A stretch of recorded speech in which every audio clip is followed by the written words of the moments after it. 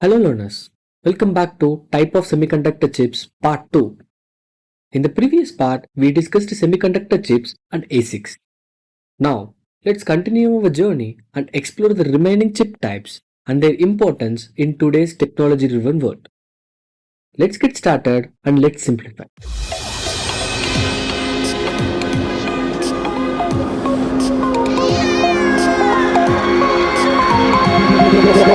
Coming like a Hellcat.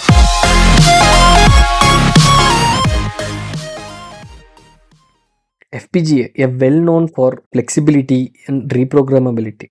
Now let's talk about FPGA or field programmable gate arrays. Unlike ASICs, these chips are reprogrammable, meaning you can modify their functionality even after manufactured. Where are FPGAs used? Prototyping new chip designs before finalizing an ASIC. Aerospace and defense applications where adaptability is crucial. In 5G networks where different standards may require reconfigurable logics. And in AI and machine learning where evolving algorithms need flexible hardware. Why choose FPGA? They are fully reprogrammable. You can modify their logic as needed. Faster time to market, no need for expense fabrication steps like ASICs. And they are great for research and low volume production. But there is a trade-off. FPGAs consumes more power than ASICs. They are slower in performance compared to custom designed ASICs. And they are not cost effective for mass production. So if you need speed and efficiency, go for an ASIC. But if you want flexibility and rapid prototyping, FPGA is the answer. So now the big question, ASIC or FPGA, which one is better? Well, that depends. So let's compare. Coming to customization, ASICs are fully custom while FPGAs are reprogrammed multiple times. Performance, ASICs are faster and optimized while FPGAs are slower but more flexible. And coming to power efficiency, ASICs consume less power while FPGAs consumes more power. Flexibility, ASICs are fixed but FPGAs are reconfigurable. Coming to development cost, ASICs have the high upfront cost while FPGAs are cheaper to start with. Coming to time to market, ASICs takes long time to develop while FPGAs allow quick prototyping.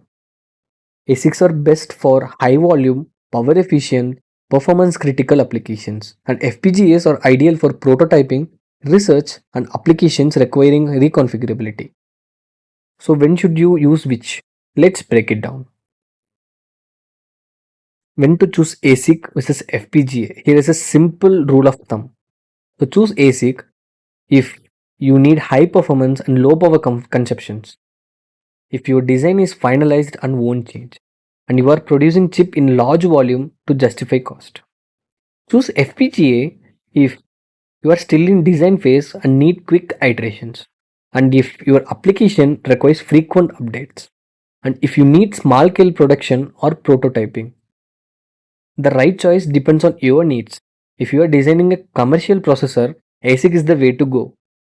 But if you are testing a new AI model, FPGAs offer flexibility which you need.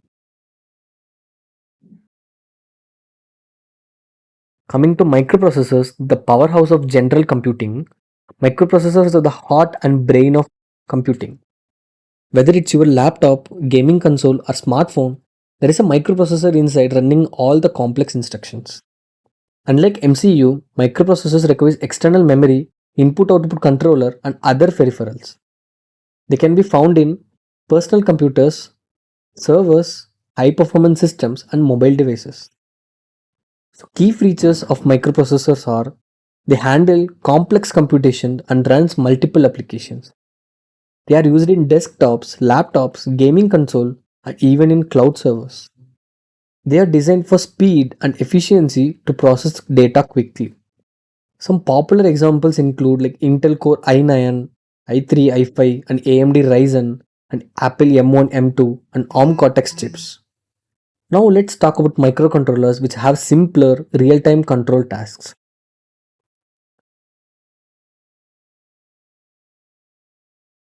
Unlike microprocessors, microcontrollers are designed for specific tasks within an embedded system. MCUs are typically low power, cost effective, and they include CPU, memory, and peripherals in one chip. They can be commonly found in smart appliances, automotive systems, robotics, and IoT devices.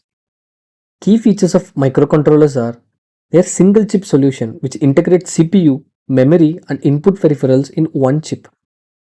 Power efficient, they consume low power and ideal for battery operated devices. In real time processing, they are designed for quick, predictable responses in embedded systems.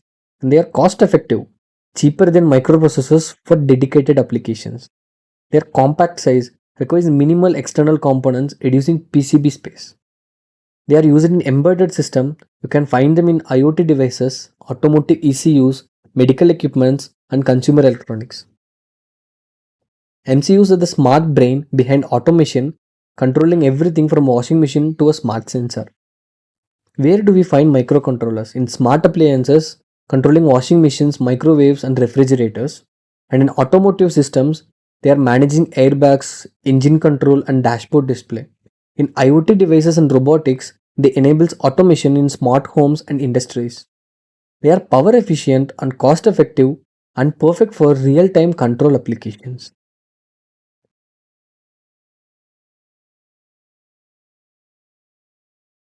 Now let's talk about memory chips, which are responsible for storing and retrieving data in all electronic devices. Whether it's your smartphone, laptop, or gaming console, memory chips plays a critical role in ensuring fast and efficient computing. Memory is broadly classified into two main types: volatile memory and non-volatile memory. A volatile memory. This type of memory requires power to retain data. Once the power is turned off, all stored data will be lost. So example are like RAM, random access memory. This is where the system stores temporary data while running application. It helps in speeding up processing. In DRAM, dynamic RAM, which are used in computers and servers for large memory storage. SRAM, static RAM, faster than DRAM, often used for cache memory in processors. Coming to non-volatile memory, a permanent storage, they are unlike volatile memory. Non-volatile memory retains data even when the power is turned off. This is used for long-term storage. Read-only memory, which stores firmware and boot instruction for devices. Flash memory, which can be found in SSDs, USB drives, and SD cards, providing fast and reliable data storage. EEPROM, electrically erasable programmable read-only memory, which is used in embedded systems where data need to be modified occasionally. Memory chips are essential in modern electronics. They store everything from operating system and application to user data, ensuring devices run smoothly and efficiently.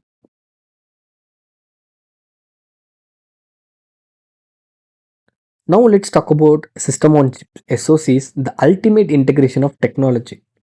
In traditional systems, components like CPU, GPU, memory, input output devices are separate. But in an SoC, all of these components are packed into a single chip. This makes devices smaller, more power efficient, and faster. Where do we find SoCs? In smartphones and tablets, powering high performance mobile computing. In IoT devices, which ensures seamless connectivity with low power consumptions. In automotive systems, enhancing self driving capabilities and infotainment.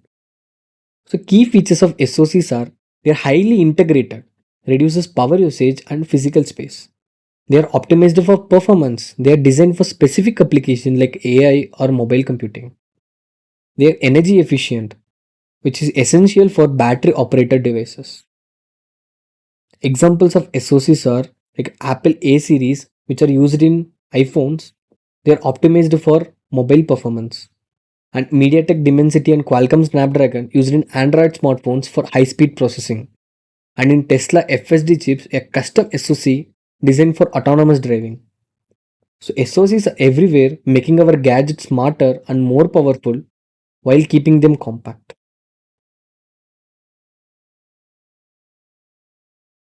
We have covered a lot in this session. Let's quickly summarize. We explored different types of semiconductor chips and their application. We compared ASIC and FPGAs, understanding when to use which.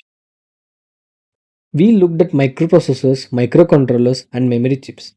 Finally, we saw how SoCs are revolutionizing technology by integrating multiple components into a single chip. Semiconductor chips powers everything from tiny embedded devices to a supercomputer. Choosing the right chip depends on factors like cost, performance, flexibility, and power efficiency. So what's next? We learned about what semiconductor chips are, but how they are designed. That's where Verilog comes in. In our next video, we'll introduce Verilog, the hardware description language that helps engineers to design and model digital circuit. Make sure to subscribe so you don't miss it. Hit the like button if you found this useful and share it with your friends who want to learn VLSI. See you in the next video. Bye.